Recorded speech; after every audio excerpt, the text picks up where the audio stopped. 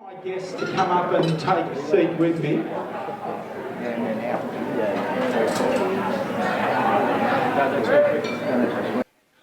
They're a little bit shy.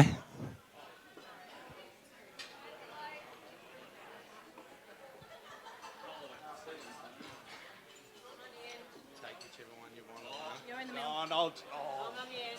I'm the oldest. Thank you. So, okay, so just grab a mic, guys. Our first guest, the nearest to me, Alana, is a proud Gunai Kurnai Gunditjmara woman. Gunditjmara.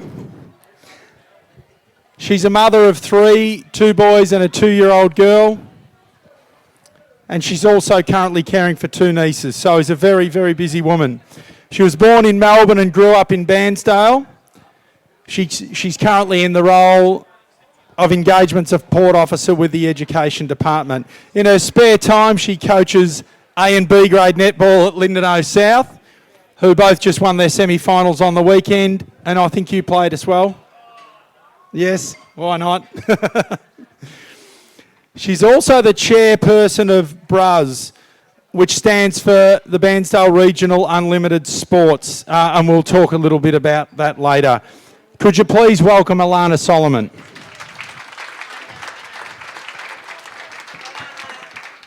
Next to Alana is our second guest. He's a proud Gunai Kurnai man. He's the father of 2, a 12-year-old son who's with us tonight and a 14-year-old daughter that's off at boarding school. He was born and bred here in Bairnsdale. He did the majority of schooling at 754 and Bairnsdale Secondary College, and he did tell me a little secret about the lady sitting beside him earlier as part of his education. He's been a Carlton supporter all of his life, and he assures me he didn't just make that up for Eddie. However, growing up, he actually wanted to play for Adelaide because he loved Andrew McLeod and Tony Modra, and he also loved the jumper because it reminded him of the Aboriginal flag. He did end up playing a bit of footy, and quite a bit of footy. He played over 180 games at Wyong, played in 6 grand finals and won 2.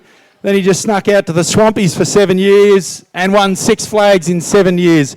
Please welcome Wilfred Willow Carter.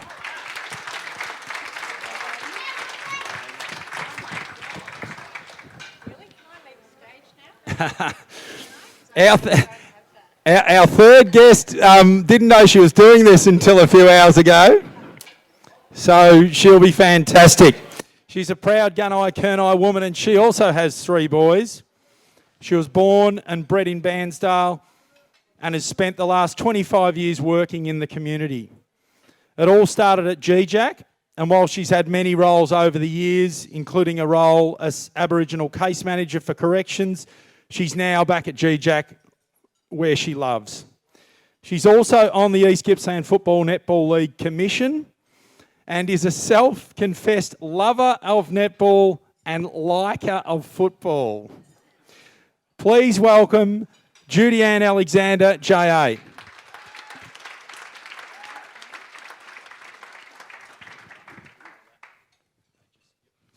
So what we're going to do for the next 30 minutes or so is we're going to have a little bit of a yarn about life and some of the challenges and lessons that happen along that journey.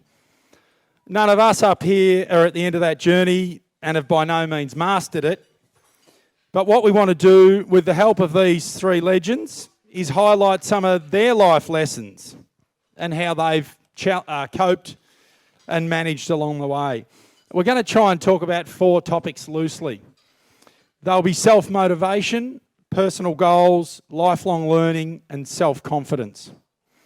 So I'll just mention what the topic is, and then we'll just try and have a bit of a loose conversation about some experiences that the guys have had. When we say self-motivation, the first topic, what do we mean? It's the force that keeps pushing us to go on. It's our internal drive to achieve, produce, develop, and keep moving forward. When you think you're ready to quit something or you just don't know how to start, your self-motivation is what pushes you to go on. Willow, when I asked you about this topic, you told me that your motivator might well be your dislike for losing. That's a pretty good motivator. In a footy sense, as I just noted, you've played in 8 premierships, so clearly you don't like losing.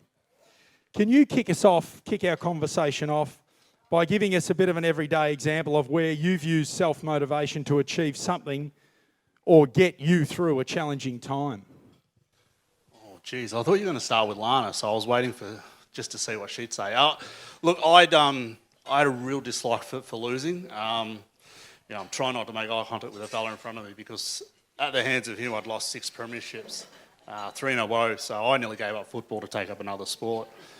But it was that sort of drive. It was always a loss or an idea that someone said you can't do nothing, or you're not good enough for that, which really drove me to make sure that those things were attainable for myself. But, I'm probably one of the older members in my family, so a lot sort of fell on me to take that leadership role. Failure for me was almost setting a precedent for everyone else to come. So I really had to be successful in things. So it was always something I had to do. It's almost ingrained.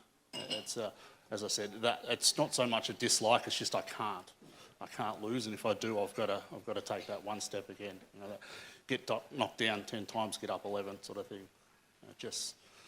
Don't rest on your laurels. Yeah. Thank you, Willow.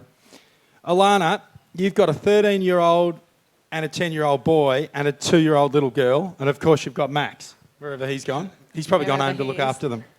They'll be on the other side. In such a busy life, how do you find the internal drive, to the energy to bring you, and, you've brought your 2 nieces into your family when you've got a full house, 3 kids of your own, where do you get the drive to do that? I think we just do. It's just everybody. My life was pretty full on and crazy with all the sporting commitments and work and everything that we do anyway. And then to get the phone call, would you possibly take on your nieces? Do you want to do it? No. Do you have the capacity to do it? Yes. If you say no, your nieces are split into 2, separated, sent down the line to who knows where. Probably won't even see them again. So, you have to. You do what you got to do for family, and this is what my mum instilled in us as really young kids. She did it for my cousins growing up. She took in a lot of extras, and we wouldn't change it for the world. It's full on, it's crazy, but they're beautiful kids and we love them, and like I said, we wouldn't do anything differently. You just do it. Thanks, Alana. JA, in your roles with corrections, no doubt you've had to have some stern words, some discussions with some people around trying to motivate themselves and self-motivate. Have you got any learnings for us around how you've done that, how you've instilled that into other people? It wasn't so much working with my community when I worked there. It was trying to bring change to people's opinions and trying to develop new thinkings for people that worked within my field, rather than just, if they don't attend their drug and alcohol, and if they don't come to their visits, then you're going to give them a warning and then you're going to breach them. And of course, no one really, you don't want to do that because you don't want to see them go back and not move forward. So sometimes it was difficult, and I found it really hard. So when I left in 2016, where's Scotty King? Has he gone? Yeah. I wanted to develop my engagement skills with the community, and I wanted to do something a little bit different. So I rang Scotty and I said, I'm going to apply for the job. And so anyhow, I went for the interview and I got the job. The first week I was there, I cried.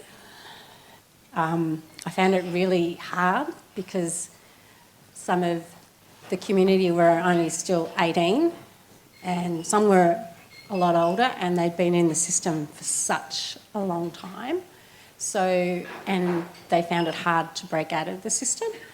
So in that respect, you went to work willing to try to bring some change all the time. And so, yeah, but in saying that, I struggled towards the end of it, and then there was an opening to go back to GJAC, which I did.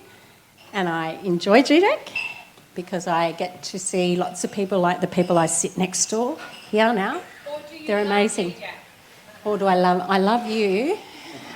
And I have to say that, don't I, tonight? Yeah, I have to say I love you. And then I look at the audience, and then most of the people, at least most of the people on these tables have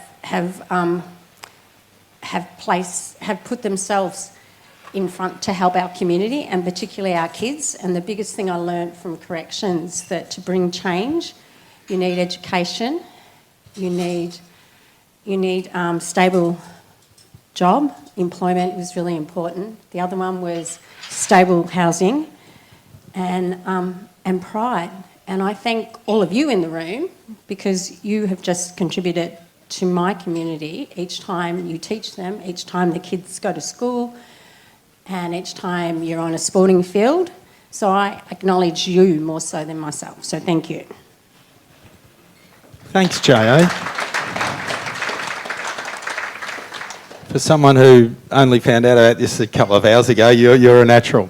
But in saying that, Darren was supposed to be here tonight, and so our hearts are with him and Livy tonight and their family. So yes, I've only done this because of Shirley and Scotty, and it's going to be a really big lunch.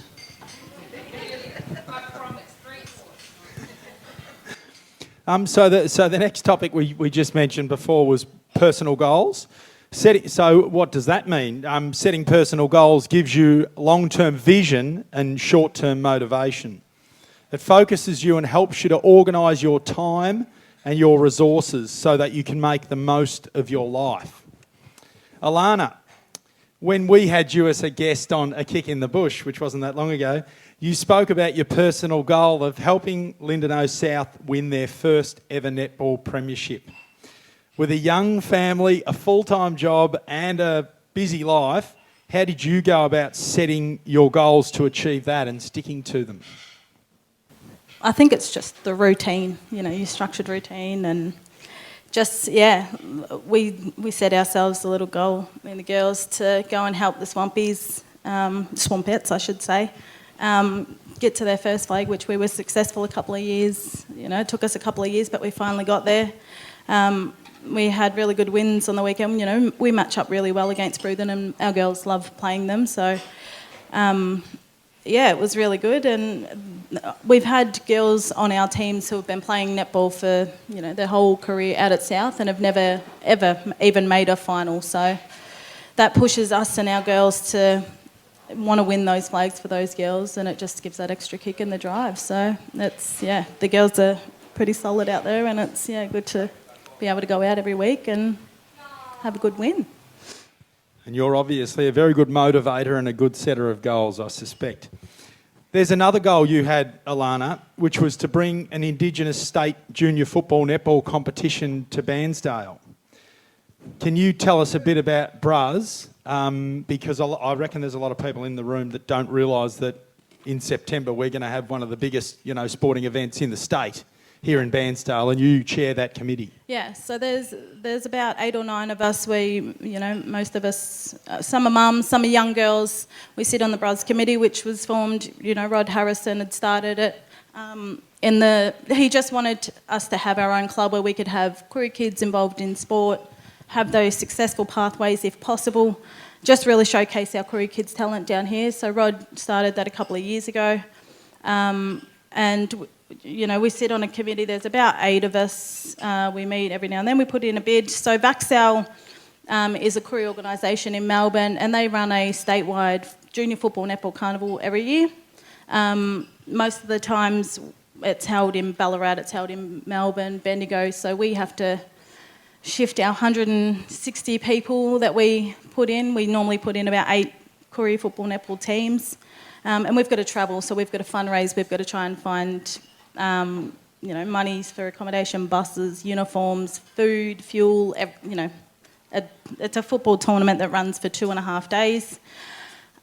We put in the bid to host the statewide carnival because we're sick of travelling, and we were successful just before COVID. Obviously, COVID shut us down, but we were guaranteed to have it. So the 21st and 22nd here in Bairnsdale, it'll bring roughly 4,000 people to statewide carnival. They had a basketball tournament not long ago where they had about 80 or 90 teams. So I think we'll top that, especially with football and basketball. And it's just, yeah, it's a great week. School holidays, so if you guys want to jump on board and help, we'd love to have yous. I think congratulations. Well done, Alana. That's the 21st and 22nd of September. Willow, when you and I chatted leading up to tonight, and you've been fantastic with this too, by the way, mate, your personal goals were clear. Take care of my family, own a home, put my kids through school/uni. Are you listening to that? You've still got to go to uni. They're not goals like pass the maths test next Friday, run 5Ks in under 20 minutes. They're lifelong goals. How do you apply them over, such a long time?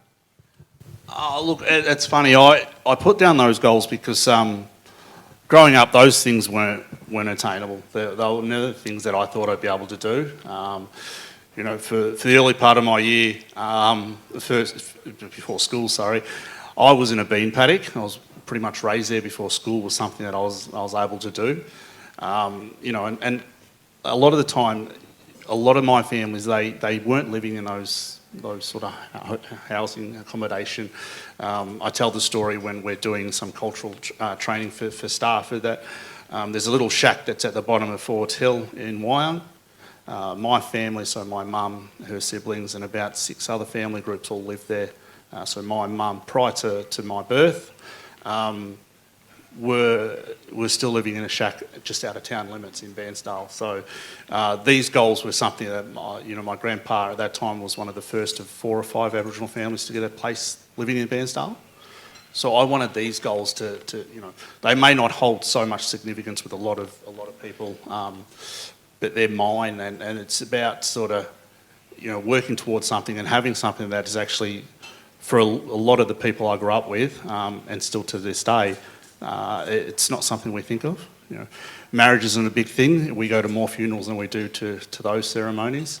Owning a home is something I know most people that's just almost a given and it almost feels like a right, but it wasn't something I thought I could do.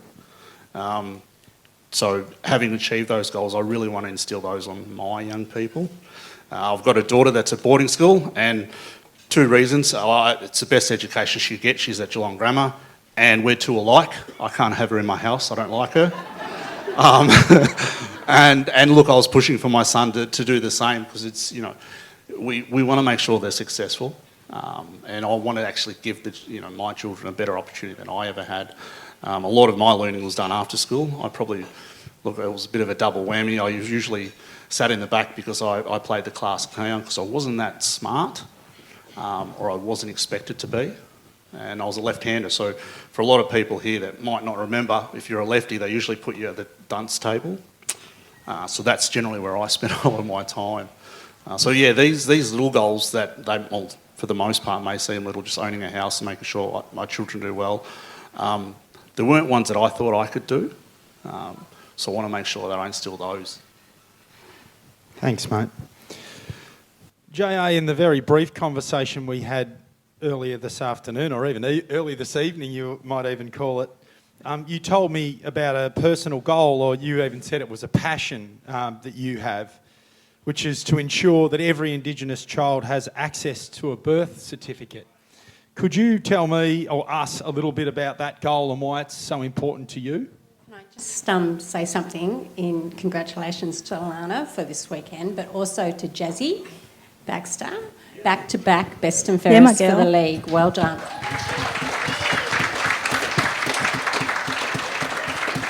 And from Thursday nights to playing Saturday afternoons, congratulations.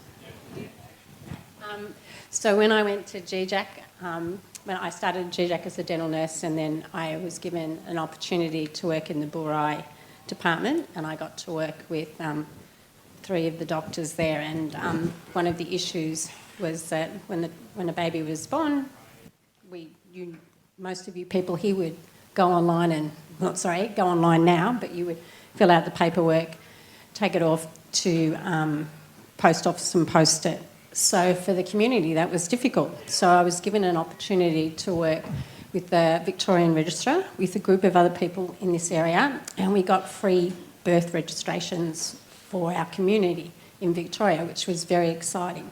And it is a passion to make sure that all of our kids get registered first of all, because sometimes our kids aren't, and get their birth certificate because they need their birth certificate for many different things. And one of the other things was when Della Rove started, we needed all the kids to have their birth certificates as such for the funding purposes. So yeah, I got an opportunity to do that, and I still do that because it's quite an experience to be able to give them registered. And probably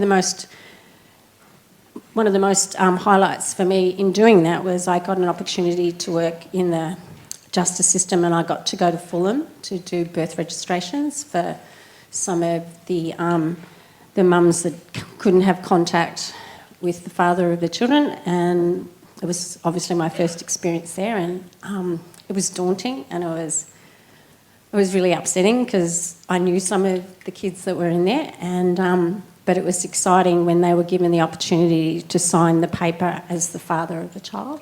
And I remember one of our guys in there, he was so excited because his child she was 3 years old, and he finally got to sign that he was the dad, and we got to give the mum and the child the certificate, and we got him a photocopy and we sent it down to the prison. So it was lovely. So yeah, that's my passion, and I'm very passionate about that, and GJAC support that with funding for obviously New South Wales, because Victoria's free but New South isn't. So that was good, yeah.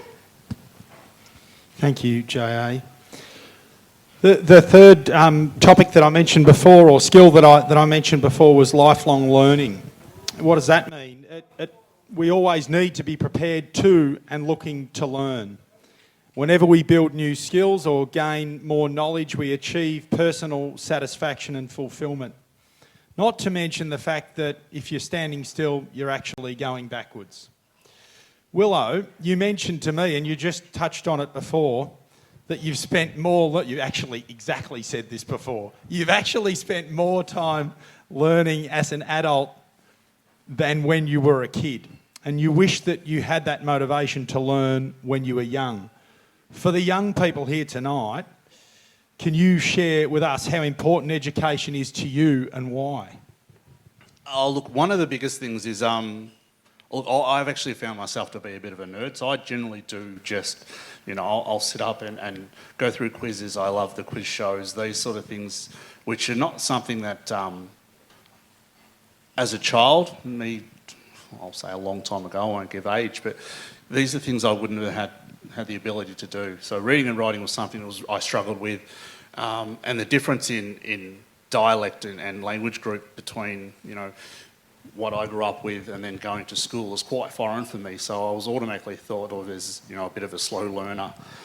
So I'd put it into really having a dig once I'd left school, because I did find once you sort of portray yourself as a class clown and those sort of things that you're labelled with that, and that was, a lot of that's on myself, but I did find that there's still a lot of teachers there that I still have a lot of respect for, and these people are the ones that are still in the teaching game. So I work with a lot of these people. I'm now in education. I really do promote it for the fact is, had I had someone motivated, like myself and Lana's in the same sort of role, and really given a push in the right direction, there probably could have been a better outcome. Not to say I'm not happy with where I am now, but I'd probably have less grey hair and more on the back of my head, as Reece pointed out before, just because I wouldn't have to stress about what's happening next for family and myself, what goals I can achieve, and those sort of things would have been made easier if I had have not so much knuckled under myself, but more supports. And it's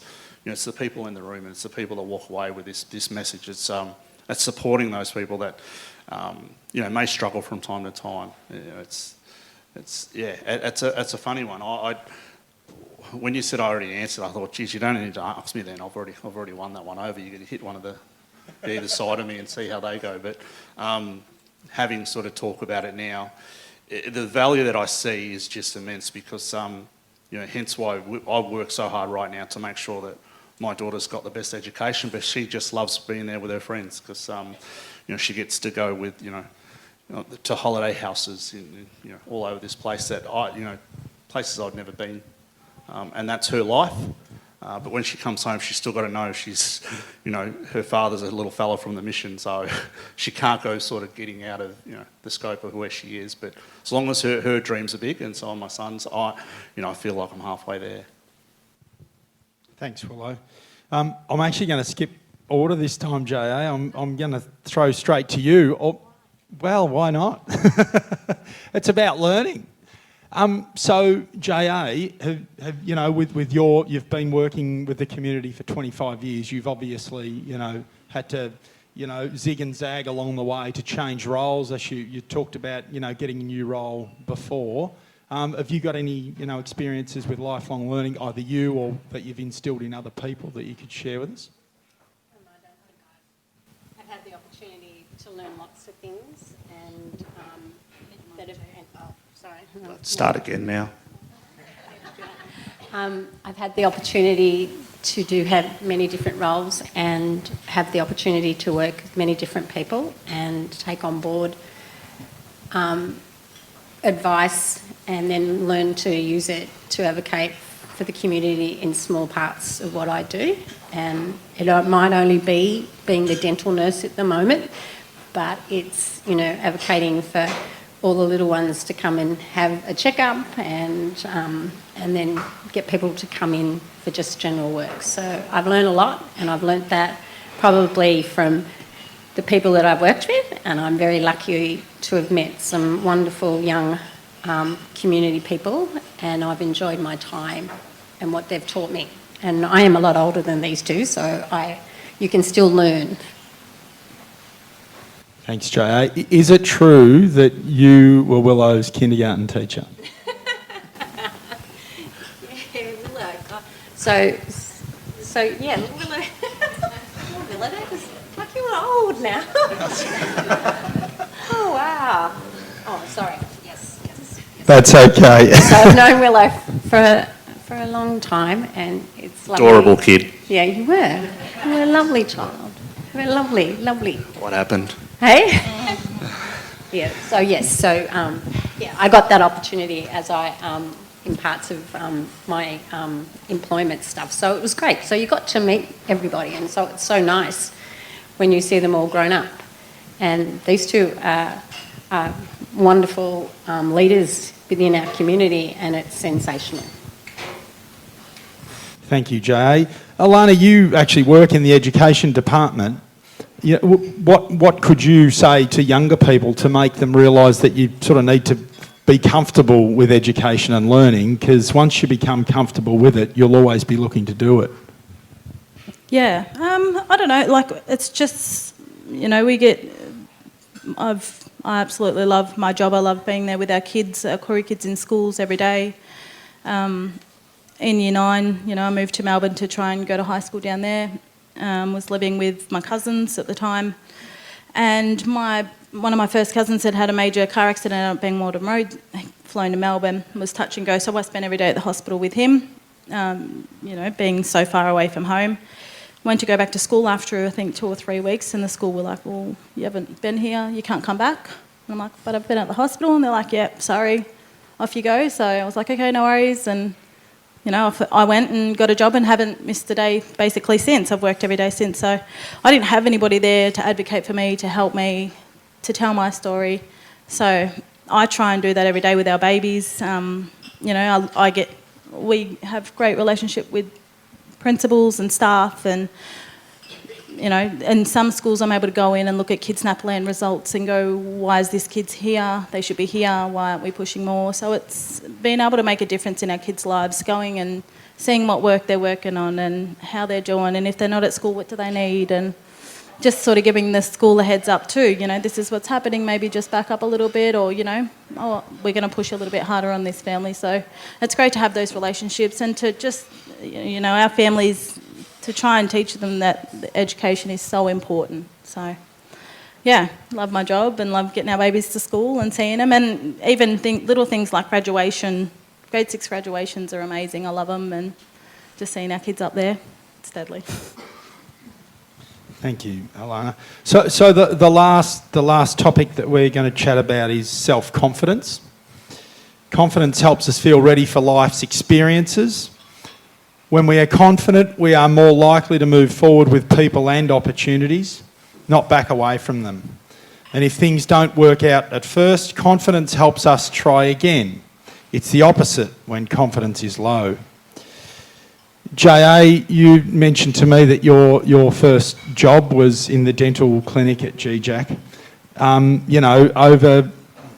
you mentioned before you might just start in the dental clinic, but, you know, life is long and there's lots of opportunities in front of you. You know, what do you possess from a self-confidence point of view that's helped you, you know, get all this way from the dental clinic to where you are now? I've probably learnt to listen and take things in that I've been told, and then try to develop something that I can assist with what I've been taught. And I don't have many skills. One of my biggest skill is that my passion for the community and my engagement skill that I have. And so with self-confidence, I'm confident enough to go and advocate for my community when I need to. And that's come because you learn things as you go and you take things on board, and I've treasured every moment that I've learnt something. Thank you. Willow, you spoke to me about your self-confidence coming from you not wanting to let people down. Some people feel that as pressure. How do you turn it around, that pressure situation, feeling, and make it work to your advantage?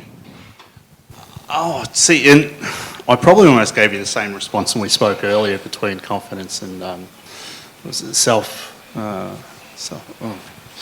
But it's one of those ones, as I said, it's just not wanting to disappoint is one of my biggest drives. For a lot of time, to motivate myself and to have the confidence I had is all something I could do quite easily, but it's actually sort of being able to make sure that I could share that and be a part of something a bit bigger than myself. But it's always something. I actually did struggle for a long time with confidence. It was sport that sort of gave me that, and it sort of gave me that a different persona, which I was a different person when I played sport. I wasn't the Willow that we sort of just meet and greet sort of thing, and I actually grew into who I was as a sporting sort of person, because I found out there I was equal, but if you try a little bit harder, you could probably do a little bit better.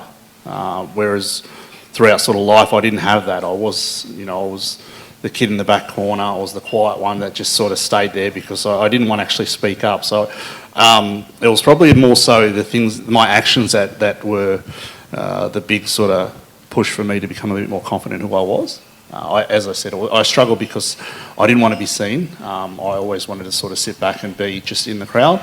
But growing up, there's a massive weight on myself, being the oldest, and probably the oldest not only on my mother's side. So there's that ownership that you're actually in charge of the rest of the young people that come through.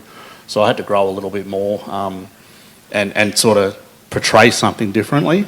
And as I said, I think I grew into that later on in life. I realised that I can't keep sort of just being a bit of a half foot in the door sort of thing. But yeah, one of the biggest ones was just the person I portrayed when I put on a different uniform. That's actually where I got that from. I was able to carry that into my personal life because sporting was something everyone's on level pegging. You're all starting off on the same sort of place. and you just got to work harder to achieve those goals. And I realised I could actually bring that into my normal life, which wasn't something I thought I could do, because it wasn't something I actually done previously. So I actually grew as a person because of that. Here, and that's exactly, one of the things that we try to do with the Kick in the Bush. We try and make, bring more attention to sport, and especially for kids. So that's a very, very good lesson. Alana, I know that I wrote there about Bruz, but you've already given us such a great answer about Bruz that I'm going to ask you about something else. So self-confidence, I would have thought one of the hardest things to do as a person would be to coach a team of people, to stand in front of them and motivate them. What gives you, what skills do you have that gives you the self-belief to do that? That must take a lot. I don't know. The players are silly? No. No, I don't know. I really enjoy, obviously I love my sport. We as career people, we play sport for our mental health. It's, we love it. We're, naturally talented, but without that sport, we start to crumble and it just goes into a different direction. So I think keeping yourself into sport, and I've played sport since my mum, my mum's played sport forever, so I've been at the netball since I was a baby, and the footy and the basketball. So I think it's just something that grows on you, and you learn the game, you learn the different tricks, and I don't know, you just sort of grow confident. I haven't coached for a very long time. I think my first coaching gig was at the Targs along with Sue Ellen. That was a couple of years ago. And then have, just decided to take it out to South and see where I went. And here we are. So, I don't know. I wing most things in my life, Cookie. I don't believe that for 1 minute. No, that's an excellent answer. Listen, thank you so much, guys. It's actually a good one to finish on, because self-confidence is what it takes to sit up here and talk to your peers and your community about, things that are close to your heart. So, J.A., Willow, Alana, thank you so much for sitting up here and taking part in the panel.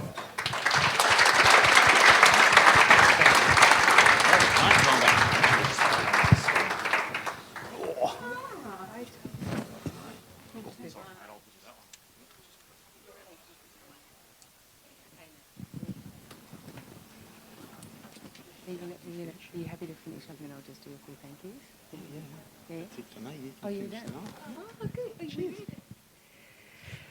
Thank you, everyone. Look, I just want to say a massive thank you for those panellists. It's interesting, my life being in Bensdale and the people that it supported me, and the thought that what would I ever become from the world that I grew up with. And, one of the things, just listening to Lana and Willow, it was about education. And when you look at Aboriginal people, it's still too low to see that literacy is still one of the most lowest forms of education that we've got, is that our Aboriginal people can't read and write, and that's still now in 2022. My father couldn't read and write. I mean, it's interesting what Willow was saying. Lana was, talking about the advocacy that there is now that she didn't have in her time. So, for all of you to hear tonight, exactly what is happening is still happening now. That's the change we're trying to make. I'm going to get emotional because I talk about Judy Ann. She's the next one. Judy Ann has been so completely instrumental in my life from such a young age, from coaching me at netball at 11, to being a young dental nurse myself, to who I am now. Judy Ann is one of the single most amazing influences of my life. So when I hear her say that she's not much good at anything, she is categorically wrong. I am who I am in parts because of her. So I thank Judy Ann, Willow and Lana for being on this panel tonight. It means so much. I thank you to Chris and Reese for what you've done. I'm now going to keep getting emotional.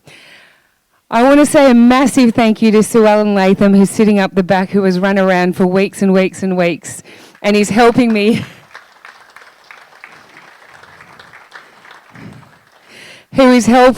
change the trajectory of what we are becoming to all of you, and that is GJAC is an amazing place who deserves to have a place in Bensdale.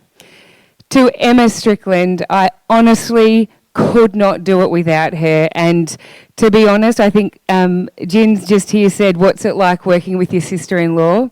And I take my hat off to her because I don't know how she does it every single day. And there's one other person who is not here at the moment who I can tell you now I could not do it without her.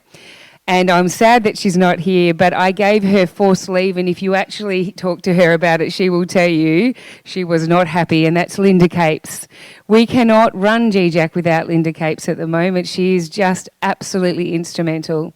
And of course, last but not least, it's the community that we do it for. So thank you everyone for turning up tonight, for listening to the stories that we have, for listening to Eddie Betts, and hopefully going home to have more conversations around your table about us.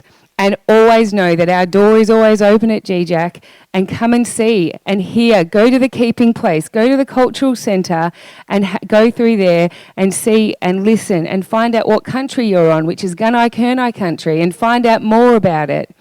So I thank you again. Go home, keep warm and take care.